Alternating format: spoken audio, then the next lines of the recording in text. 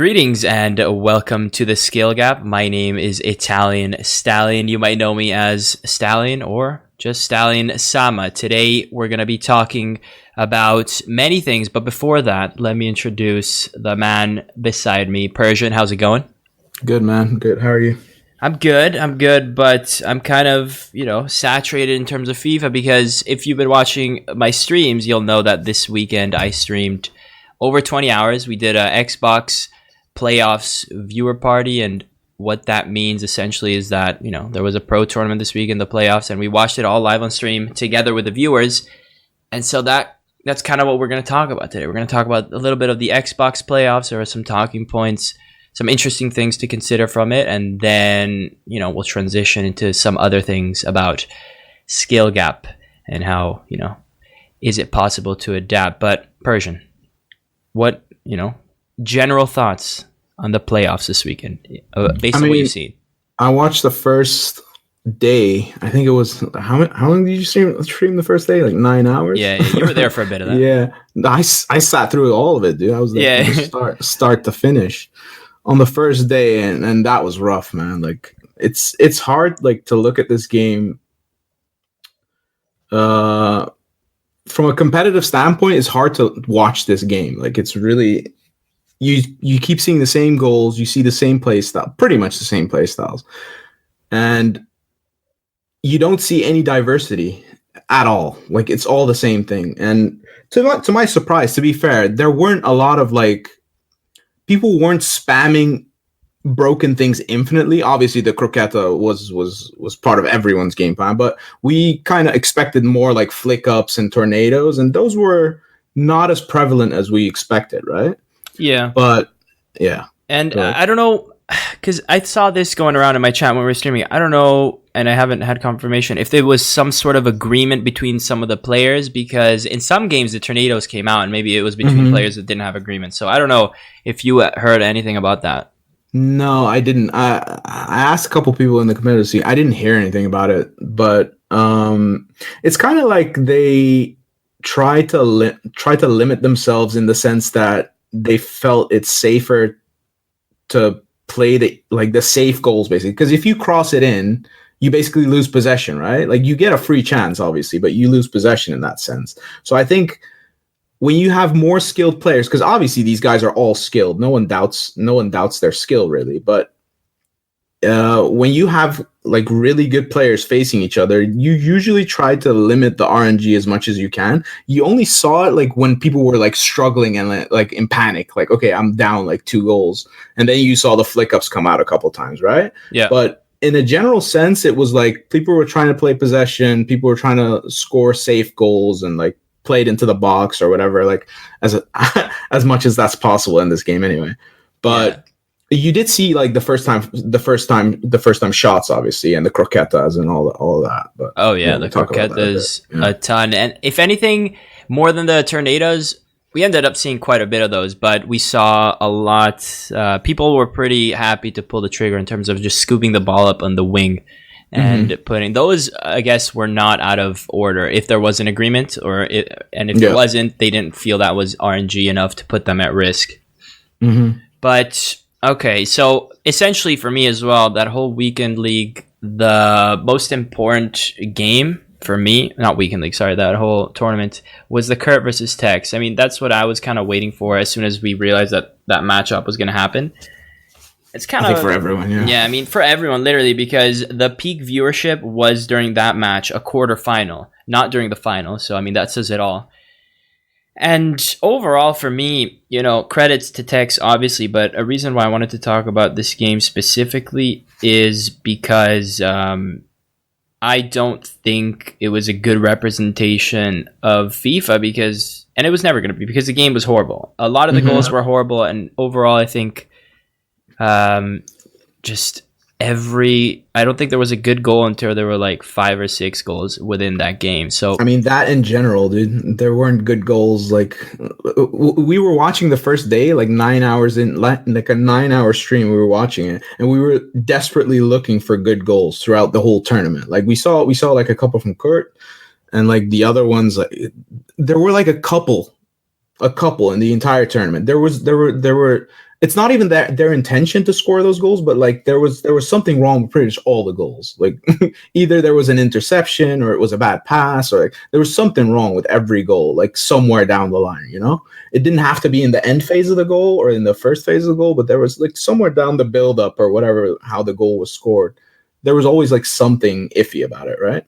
Yeah, absolutely. In the end, when it was all said and done, it was a 1-point game. If you don't know how it works, if you're listening, basically these guys, they play 2 legs against each other, and so whoever wins on aggregate goes through. And I just wanted, without showing the goals on stream, because we'll just like kind of explain how they went, right? And then for every goal, we'll discuss about it. But basically, Kurt's first goal, he gets a free kick. Off the free kick, he takes it short. He does 2 croquetas. He does a croqueta, takes a touch, does another croqueta, and then shoots on Ronaldo's left foot from the left side of the pitch to go far post, and it goes in. The reason I thought it was horrific was beyond, the croquetas. It was because at the end of the day, that shot went through Van Dijk's leg, who was manually selected by Tekkz, but even if he wasn't, Van Dijk was right there. It went through his legs in a slide tackle. And so, it was a bad goal, even though a lot of us here are Kurt fans. You have to be, you have to be objective, right? We were rooting for him, to be fair, the entire tournament. Like we were hoping he would win it, but like, yeah, we're still gonna fucking call out the bad goals, and it's not necessarily his fault; it's the game's fault, that it's built like that. Absolutely, it's kind of like when you're playing a rival and you score a really bad goal, right? You're gonna cheer. You're gonna be like, "Let's go, dude! Bad goal, man!" I remember. When Roma beat Lazio with an own goal and it was the worst game ever, that game went down in history because it's just the meme. You beat the people you hate the most with a horrible goal. You always want that. The meme in Rome is like, I hope we beat Juventus with an offside goal. Like you just want it. It's not right, but it's just the meme. Anyways, Tekkz ties it with a first time shot in the box, like the classic FIFA 19 shot. Kickoff as well, yeah. And I don't remember if this one was mistimed, but I don't think so. But anyways, it's a first-time shot in the box. So already, it's 1-1. Just horrible goals. Like, none of them, regardless of who you support, none of them are good goals, right? And Tekkz goes up 2-1. And this is kind of the goal where I'm kind of, 50-50 on maybe you can give it to him in terms of, like, is it a good goal or not? And it's like he does 2 Elasticos in a row, which we've already deemed. Do you remember when it was shown how he did, like, the 5 Elasticos in a row? Mm-hmm. Yeah. So it's already like not that impressive anymore. And then he goes through a few people, and then the shot goes through a few people. And if you actually look closely, it's blocked by 2. And Kurt's selected player, Vieira, auto slides when he pressed no slide button, right? He just auto slides out the way. And so he's taken the lead, and the first leg ends sort of 2-1, which was...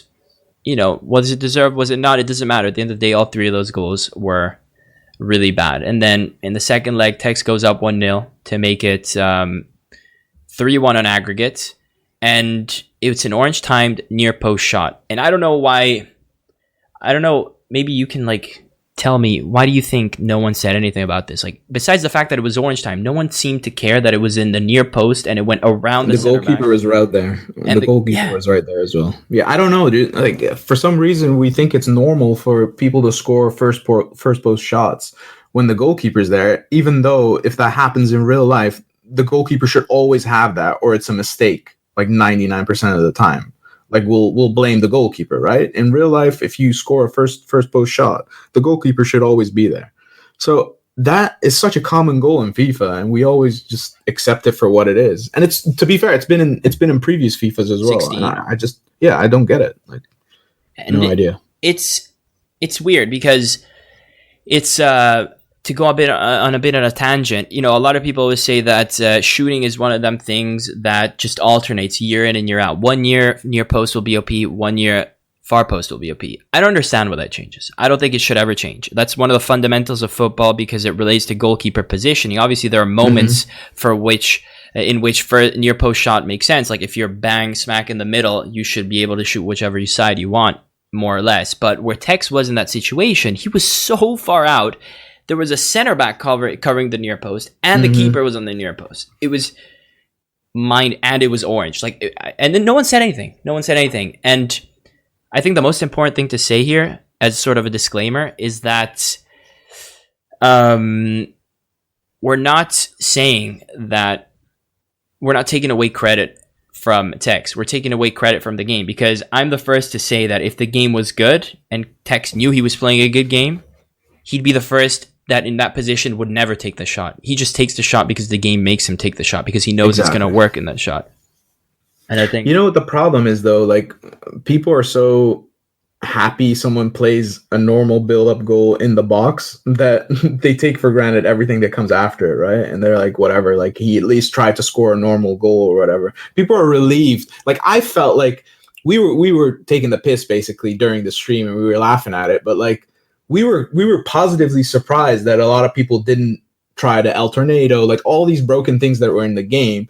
They were like to a minimum. Like people use them like occasionally, but we expected them way more. So people were like pleasantly surprised. Oh, they're actually trying to play football for what it's worth. So I think after, like, people try to not be as critical as we are, obviously, because we see those things and we can't ignore them anymore, because we like instantly see it and it's like triggering us basically. So yeah, I think that's maybe the difference with, like, I don't know, people that watch it casually or whatever. Yeah, but this this is also why both B and you last year, we were both in a position where we were like, we hate this game. FIFA 18, we hate this game. And essentially, you see, if you take away tornadoes and croquetas out of FIFA 19, you have a lot of the same flaws from FIFA 18, right? It's just agreed. Yeah. A worse dribbling version of FIFA 18 if you take those. And so way worse. Yeah. Way worse.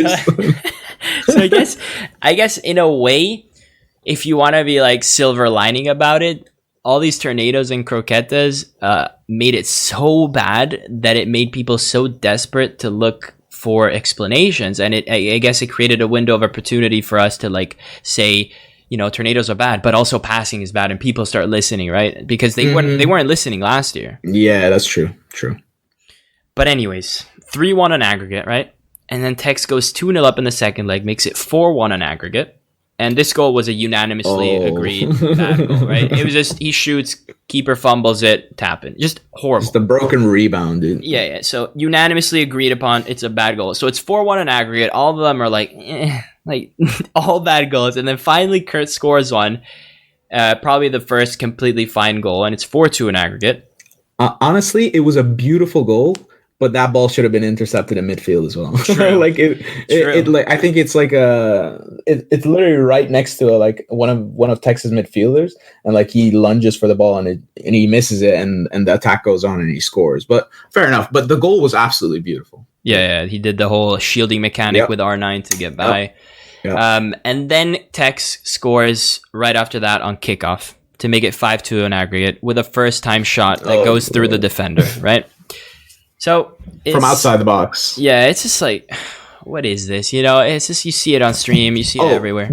Let me interrupt you. The 5-2, like the last goal Tekkz scores, the commentator says Tekkz saw the space and took the shot, but there was no space to take the shot. The guy was literally blocking it. Yeah, and went through his legs, and I'm like, how? As a commentator, how are you saying Tekkz saw the space? They're like, blows my mind, dude. My mind. Maybe it wasn't me. Maybe it was being there was like a hidden tone of sarcasm. I don't know. I hope. I really hope so. But I mean, I can't blame him. In the heat of the moment, God knows what you could say. True. And then Kurt scores a pen. What are you gonna say? A pen to make it 5-3. It's like, it has to be a good goal because it's a pen. So whatever, it didn't go through anyone. And then in like the last second, Kurt scores a goal, which when I saw his face expression, it was the same face expression I had when I went to the stadium to watch the second leg of Roma-Liverpool, and we scored in the last second to make the difference one goal, and it just made it worse because it made you that much closer. But you knew it was never going to happen. Yeah, it was a good goal. Good goal. He waited for the goalkeeper movement to be done, and then he took his decision to which side to shoot. Just had a good angle. And so overall, 5-4 in aggregate, and here we are with like literally maybe 1 to 3 good goals. Thoughts? I think people, I don't know if they consider obviously Tekkz has proven it by winning a lot of tournaments, but like for most people, even if it's just a sentiment or whatever, like it was the most exciting game, and we feel like it's two of the most skilled players in the game, right? Mm-hmm. If this is the representation, like this is the game that everyone's been looking for and like been waiting for, wanted to see, if these are the goals that are being scored, well, we kind of knew this already, but FIFA 19 is like a joke competitively, in my opinion. Like you can't look at this game and think, oh man, these guys have worked for their goals or did anything really special there, you know? Yeah. And that's the problem. Like it's the same thing. Like Tekkz plays like a lot of other players do as well, like the drop back, like play super defensive. And if you look at it from a perspective, okay, we're not going to do broken things, right? We're not going to do croquetas. We're not going to do tornadoes. We're just going to play passing football and try to break it down. It's pretty much impossible, especially with the attacking AI in this game. Like the way it is, there's no space. Like there's never any space. Like there's like 3 lines that you have to break through, and the dribbling is so bad that even if you get through, you start hunching over and someone tackles you and you lose the ball. So I get why they do the croquetas. It's the most broken skill move, but I get why he needs it, because like that is the only thing that gives you an inch of space. Like there's no other thing to use. Like what else are you gonna do? Yeah, and you can't dribble normally. I think Tekkz winning so many tournaments and dominating the way he has now in this game, I wish he was like 2 years older, so he could have done this a few years earlier, because it's just you look at the equivalent of what a Tekkz offensive player would be in FIFA 17, and the answer is obvious. It's Gorilla. And when you watch Gorilla in FIFA 17, I personally was like, damn, you know, I would never play like you do because it's different philosophies. But like once he got into the final 15 to 20 meters, the speed and the decisions and all these goals he would get that were clear-cut 1v1s were just amazing, right? And in FIFA 18, Tekkz himself, you know, the game was horrible, but Tekkz managed to get a lot of really good-looking goals. A lot of ones that I thought were really bad because of passing, but a lot of phenomenal goals. And now we have this game where he's scoring just as much because he's adapted, and that's what he has to do. But the amount of goals that you look that are as good as the ones he scored in 18 are so small. Like the amount of those that happen, and it's just a testament to how bad this game really is when the best offensive player in the world cannot replicate what he was doing just 12 months earlier. Let me put it this way. Like you played 19. You were saying this a couple weeks back to me. I don't know if you said this on the podcast, but like right now, what caliber player are you weekend league status wise? What do you think you are? Elite, barely. Okay, so you were like an elite 1 player at the like you were a top 100 player at the start, and like it went down, right? As the teams. So you got like elite 1, you would get elite 3, you would get elite 2. So it like differs. But now, if you play a lot of players, do you feel like you're worse or that they're better than you? Oh, absolutely not. Okay, like so you said there's like 1 player you felt like was like when you played him, you're like, okay, this guy's really good, right? Yeah, I played him in qualifiers. Yeah. Okay. So when we were in 17, we were top 100 players in 17. But when we saw competitive players playing the game, like Gorilla, we saw them all playing. We were actually impressed. Like this guy's quality, right? Like purely based on like how they were playing, we were like, okay, this guy, like his player switching is next level, his skills are next level, the way he performs the things. Like even though we were top 100 players, we were still really impressed by like, okay, this guy's like another caliber, right? Mm-hmm. How is it that like as the game progressed, our level went down, and we still look at the top players, and now we're not impressed anymore? Well, that's because it's all relative, because you say our results went down, but I think obviously, yeah, true. I think my level went up, which is the irony. I think it's just, again, it's not a mystery. The reason is that, you know, all the fundamentals that were things that you needed to master before are irrelevant now. It's completely irrelevant because you have, and this is when you get into the discussion, is it possible to compete at a high level consistently without abusing the mechanics? And the answer is obviously no. But if it is possible, you have a very small window window of opportunity. Yeah, that's very true. Very true. But like, you think when you're a top 100 player, you have the arrogance to say, okay, I'm as good as this guy, right? This guy that's competing, I can get to this level. Well, obviously you still think you can get to this level, but even as like a player that's doing really well, you can see, okay, this guy's even like a level above that, right? And it's weird to me, like how when your results go down, well, our results went down. We're still looking at these top players, and we're like, no, you're not even that good. Like, yeah, not all of them, obviously, because there are some that you still see, okay, they have this extra quality. But like, there's a lot of top 100 players that I look at right now. I'm like, dude, if you would play in a good game, you would struggle. Yeah. And that's the thing that really irks me about these games that keep coming out now. And I hope FIFA 20 is better, but oh man, I have a tough time being positive after all these games have went down. But like, who knows, man? I hope. Yeah, I don't blame you, but haters are gonna say that we're just salty and we can't accept that they're just talented at the game. Yeah.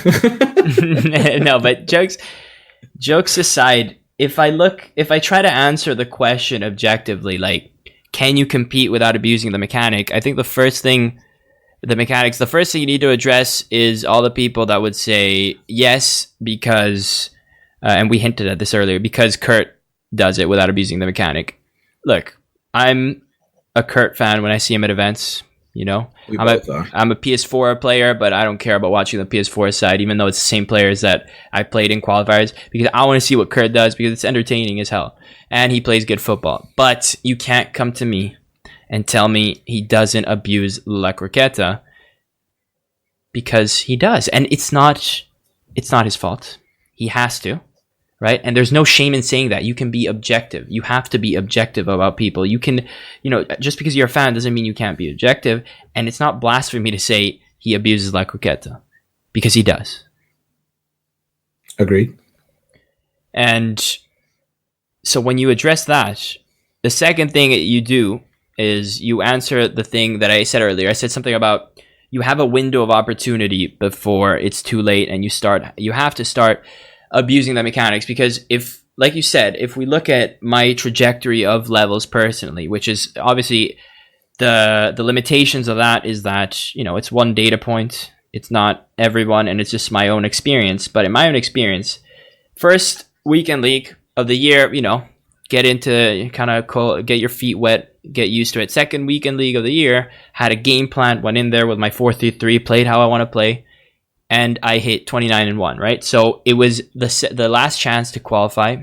Basically, you had 2 weekends to qualify to get 27 wins and to be FUT Champions verified, and so be eligible for the first qualifier. And I did that, and it was a pretty good achievement in the sense that there were incredible pros 10 times better than me who couldn't do that because they couldn't adapt fast enough. And there were less than 200 people in Europe, right, who did that. So plus you did it with a shitty team, to be fair. Yeah, my team was like, don't even get me started. My team was nowhere near the level of teams that I faced when I ended up going into that qualifier. And so that's the answer. You can compete.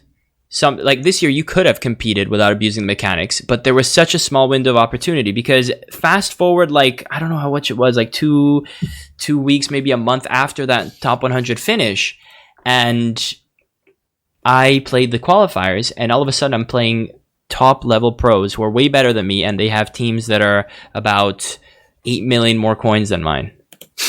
And that's the first qualifier, and that's the qualifier I did the best in. But I struggled. I went 3-0 in my first games in Swiss style. And then everything came crashing down, and I lost to 2 people, one of which was one of the players that I thought was class, and one of which ended up qualifying anyways, right? And then one was kind of questionable. And that was it. That's when my window of opportunity closed within 1 month, because after that, guess what? The meta changed. The meta, everyone knew about chaining croquetas. Everyone saw all the pros' weekend league recap where they saw the first time finesses, and the keeper movement became necessary. And all of a sudden, all the fundamentals that were carrying me couldn't carry me anymore, right? Yeah. And all that was left for me to do was to play weekend league. And from then on until I'd say like April, it was still possible for me to get Elite 1 in weekend league. But then as soon as TOTS started, Team of the Season, Even that went out the window. Now it's not possible to get. I don't think it's possible to get Elite 1 in bad gameplay without not even using a croquette. Like, I don't see it. I don't see it.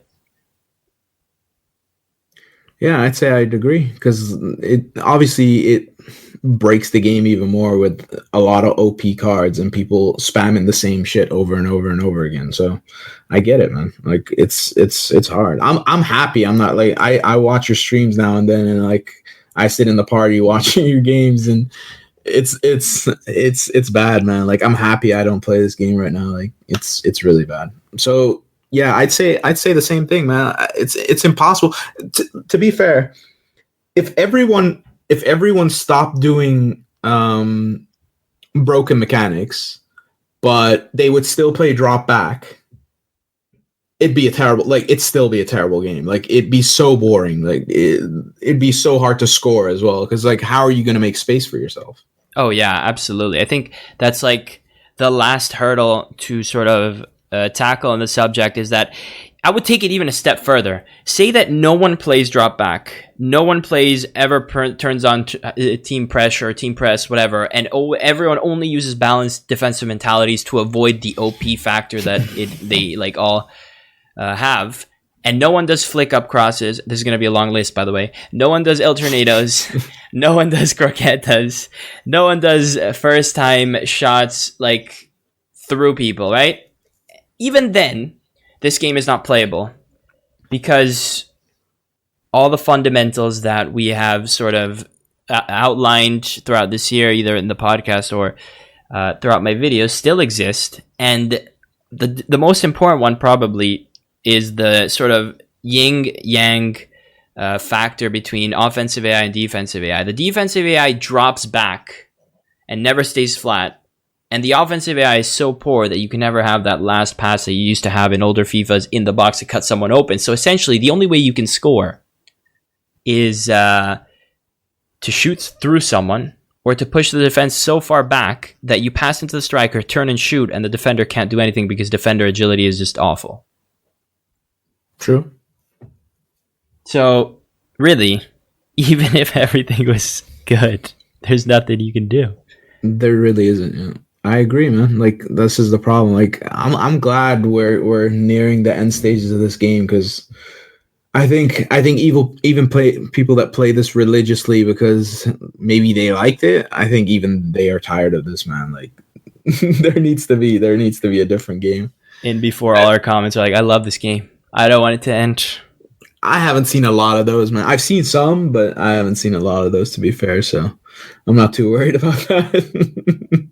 Yeah. Plus, maybe results. Like maybe if you do well in this game, you obviously start liking it. But I don't know. It's more so that you really have to shut off your brain to be good at this game. Yeah, and that's also kind of why a lot of my comments about FIFA 20 were so, I guess, cautious / negative, because I am completely aware that a game without croquetas and tornadoes and all that stuff is still nowhere near a game good enough, right? So yeah, is what it is. But I guess we'll call it there, and let's see. Are there any questions? Oh, I do want to say a couple things still about the competitive scene, though. I want one, the prize money is terrible.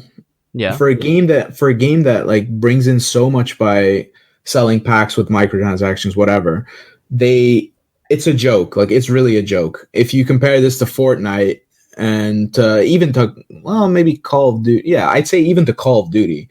Like these games have way more tournaments and have way bigger prize pools than what EA does. And even if they didn't want to like spend their own money and they don't want to give you more prize money, they could do something what Halo did. They could sell certain skins or like certain cosmetics that go strictly to the prize pool, right? Yep. There's solutions for this, but like these prize pools are a joke, man. They went up from last year, but it's still not enough. Especially considering, like, if you play Fortnite, you don't have to put anything in the game. You just buy a PC and play. But if you want to compete in this game, you have to put thousands of euros in there. Like, it's such a joke that, like, what you get for it is not enough, man. I feel like that's the biggest factor, though. The fact that we're comparing it to free-to-play games or just games that, you pay the price of the game and that's it, like COD. Yeah. FIFA, you need to pay, and then you need to invest in FIFA points. Like, you have no other choice. Or your club has to sponsor you. And I think... I don't understand. Maybe there's something behind the scenes that we just don't know. But, like, if you wanted to fund it, literally all you could do is that you have your set plans for, what's it called? Lightning rounds every team of the year. How about this? You start 1 hour earlier than usual every year now, and that first lightning round funds all the prize pools. That's it. You literally need one lightning round because they go out in a second, and people are gonna buy every round. Every round they go extinct anyways. It's not even just that, but they can literally make like cosmetics, like esports teams, like stuff like that. They don't even have to sell packs that people could choose to buy specifically to support esports or whatever, like that's what Halo did, for example. So in that sense, they don't even have to sell packs. They could sell really cheap cosmetics to just go towards that prize pool if they really don't want to spend any of their own money, which they make plenty of. So this is just a sort of compromise to at least make people or make their trouble worthwhile, basically, for competitive players. Yeah. But I guess someone in the chat, Salmer, said the game shouldn't be played for money in the first place. I'm not sure why people complain about that. I mean, it still is. Like, I kind of agree because this game is a mess, but it's still played for money. And I think for the trouble that people put into the game and the money they put into the game to compete, I think they should be rewarded more than this. Yeah, I mean, if you're saying you don't think FIFA 19 should be played for money, like, I agree. If you think FIFA in general, then I disagree. Awesome. That's going to be it. If you're watching, on YouTube, leave a comment down below what you want to see be spoken about next. Persian, as always, thank you so much. Thank you. And until next time, peace out, guys. Peace.